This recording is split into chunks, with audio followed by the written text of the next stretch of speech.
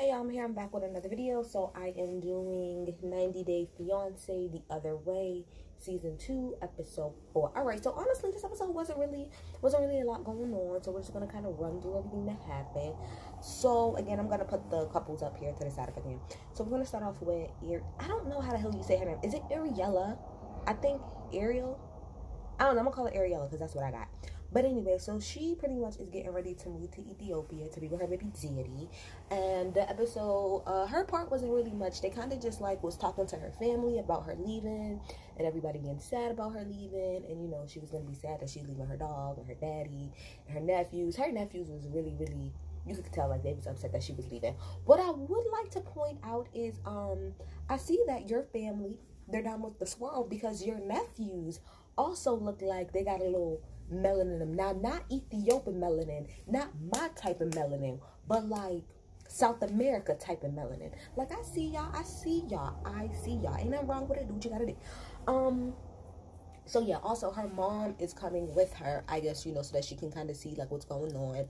Also, her mom is a nurse, so her mom was able to, like, I guess, bring like certain tools and stuff that they would need as far as her birth is concerned, that they either might not have available or, you know, not too sure about it. But she couldn't get the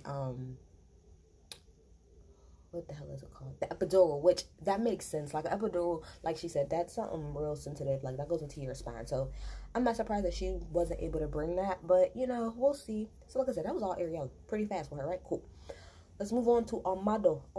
So Armando is still at home, and he is, he went to go talk to his parents.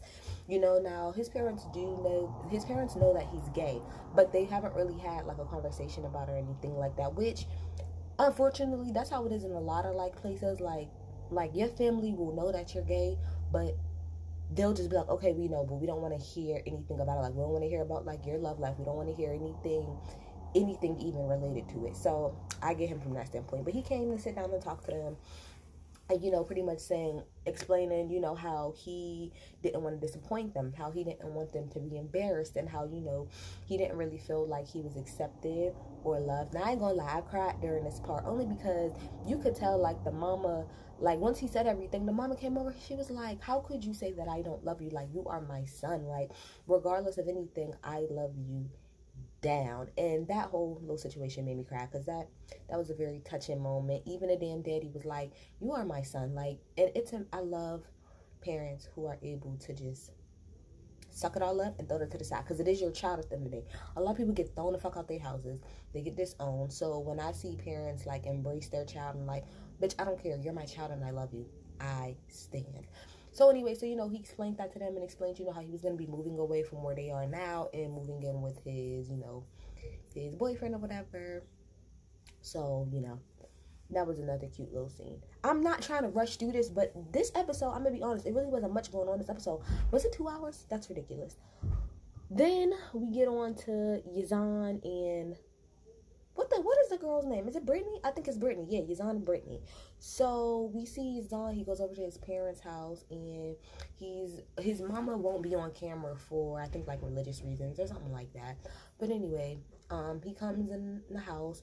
He's talking to his father, you know, about Brittany coming, and, you know, at first they were all very, like, skeptical. Why do I be so loud coming in this house?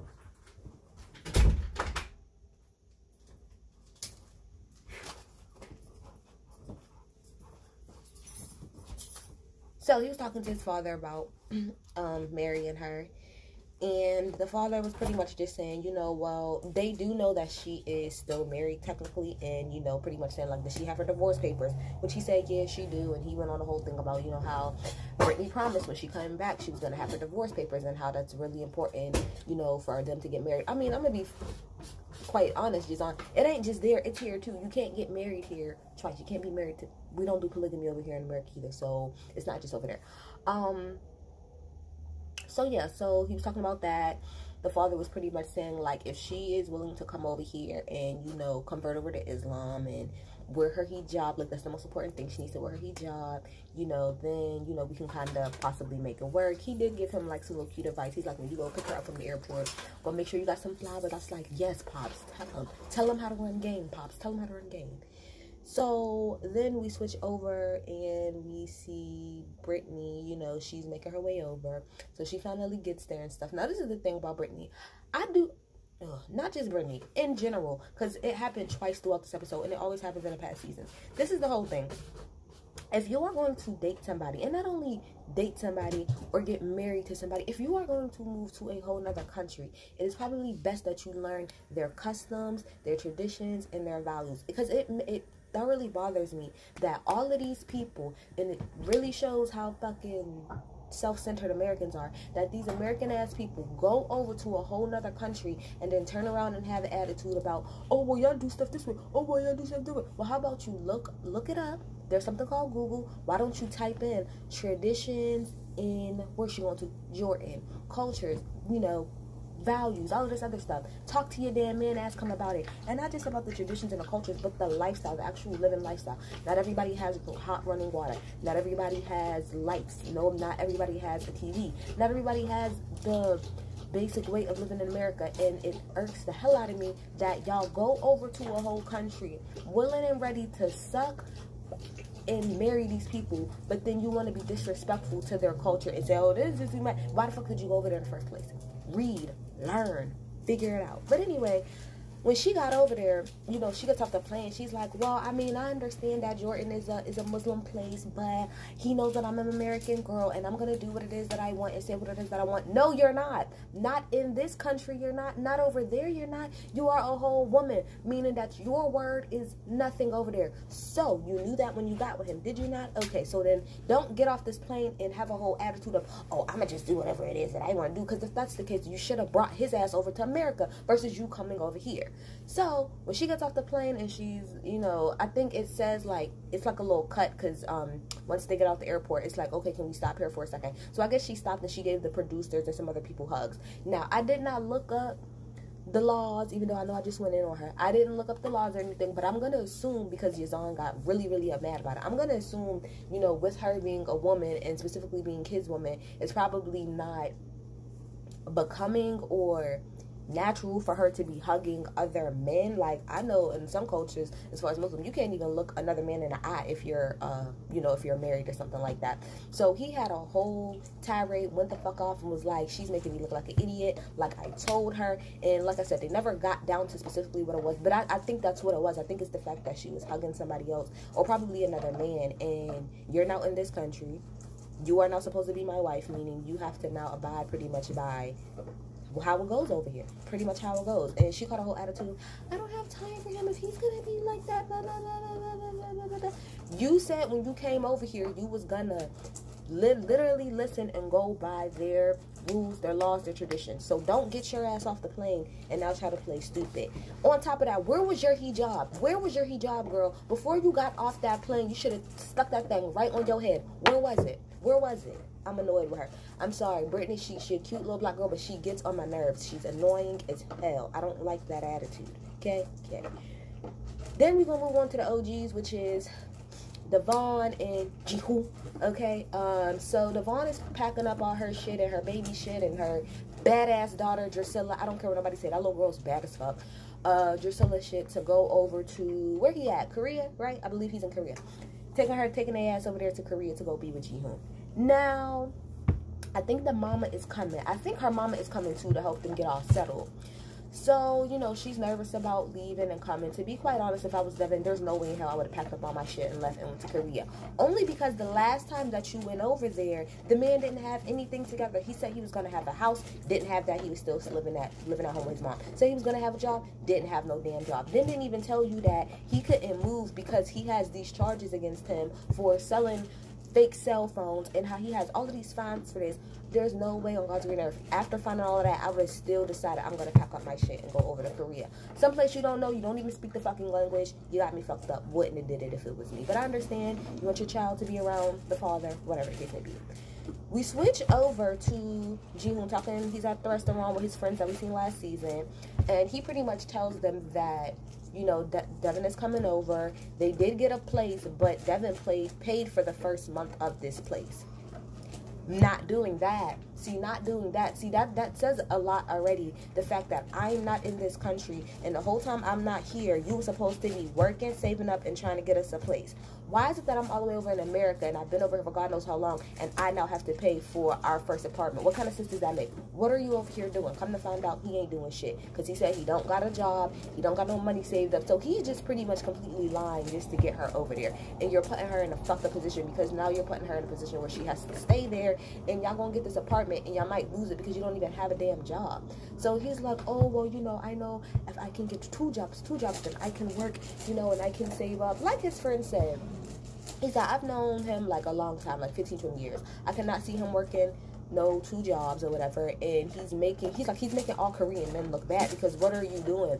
What are you doing? And at the end of the day, the way I look at it is Jihoon is a child. He is a man child, kind of like what is his name, Asuela, the guy from Samoa on the other 90 Day Fiance. They are both they're man childs, pretty much. Like, you're a grown-ass man, but you act like a child.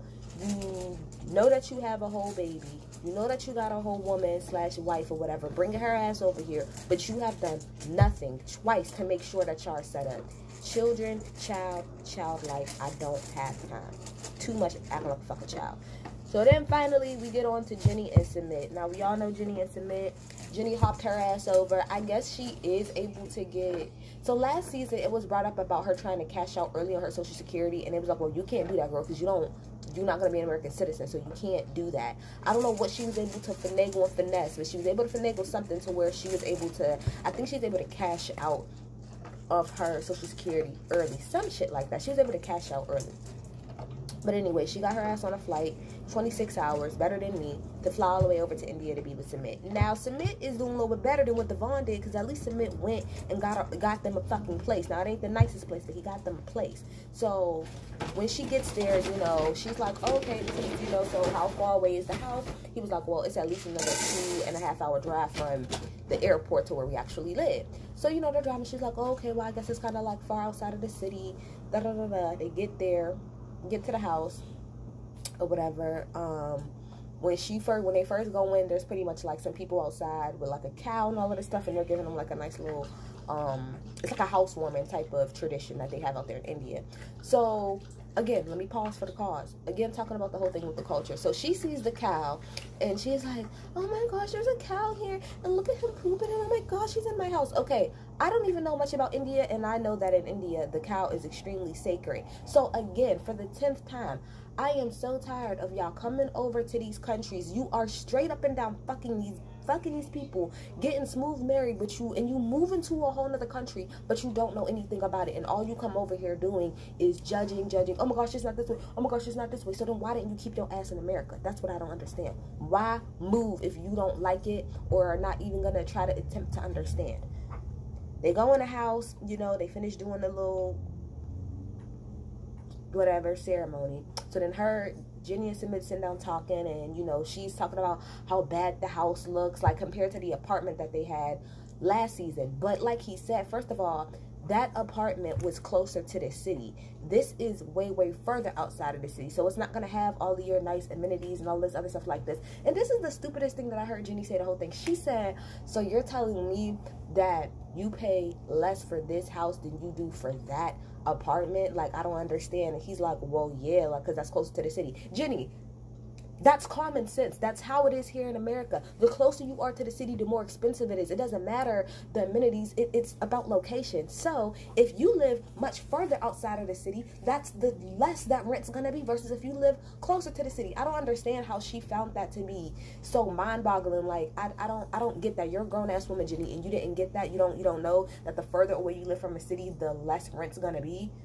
You're 60-something years old. Like, I don't get that. So she was just going on and on about how she didn't like the house, this, that, and the third. You know, he was telling her how the area itself is kind of high crime, and oh my gosh, at the last place we had a doorman, and we had this, and we had that, and da-da-da-da. Okay, Jenny, but like he said, y'all are broke. Y'all broke as hell. He got to pay $20,000 to get out of this damn divorce. I mean, for them to go ahead and, you know, approve the divorce, he has to pay the $20,000. Meaning, no, he can't just be out here shelling money on an expensive-ass apartment, and you're not working. So I don't understand. I don't get it. I don't get it. But yeah, so that's pretty much that. So they're just there and they're gonna figure out what it is that they're gonna do. Like I said, much ain't really happened this episode. It wasn't really much. Again, y'all Americans that's taking y'all ass over to this country, read about the country, learn up about the country. Don't just pause for the cause too. Ed, No Neck Ed from the other 90 Day Fiance, he irked the hell out of me. How you gonna go all the way over there to the Philippines and then completely just act a fool? Why didn't you pay attention all of them years you was talking to her? You didn't think to try to look up what it would be like once you got over there? That doesn't make any sense. My thing is, when y'all go on vacation, if you go on an actual vacation, like somewhere you really actually want to fucking go, do you not do your research to see what it is that they're to do? And if you're staying at a hotel, what the hotel is like, what the amenities are like. So how is it that you're moving to a whole nother country, smooth across the world, and you don't do your research on that? But then again, this is why you're on this show, because you don't make smart decisions. Anyway, get in the comments, tell me what y'all think.